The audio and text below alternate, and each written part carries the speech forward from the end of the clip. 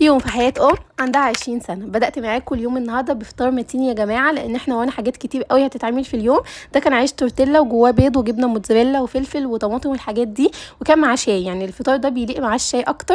شايفين الموتزاريلا كانت تحفة وكانت بتمط، والساندوتش بصراحة أديه 10/10. وفطار كمان لو عندكم حاجات كتير قوي فهيسد معاكم لو هتتغدوا متأخر.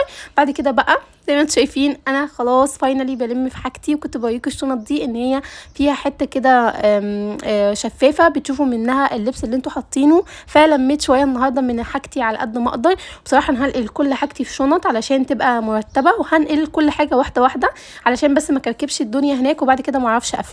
بعد كده بقى بما اني قاعده في البيت النهارده فما رحتش عند ماما، فعملت اكل في البيت النهارده. عملت كفته ومكرونه وعملتها في الاير فراي. يعني انا الكفته بعملها في الاير فراي على طول تحفه يا جماعه، والمكرونه عملتها من غير صلصه ومن غير اي حاجه. دي مكرونه ال10 دقايق، دي كان وصفه شيف ناديه السيد وانا بعملها على طول كده.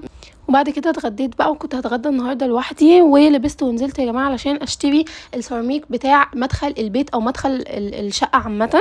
فنزلت علشان ندور عليه كده ونشوف سيراميك يكون كويس وشكله كويس ومناسب مع المدخل والوان المدخل.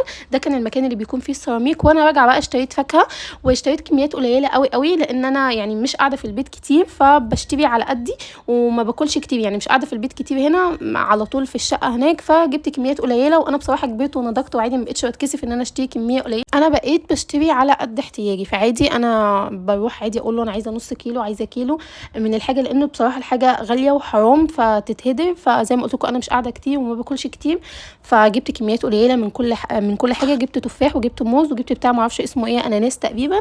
وبعد كده جبت خوخ. وبعد كده عديت على السوبر ماركت، كان نفسي قوي اجرب الشوكليت دي بتاعت بلبن فجبتها. وجبت كمان العيش ده من ريتش باك، ده احلى عيش انا بحبه منهم، يعني بصراحه بيعملوه حلو قوي. وجبت لبن وبس. خلص فيديو النهارده، اشوفكم في فلوج جديد.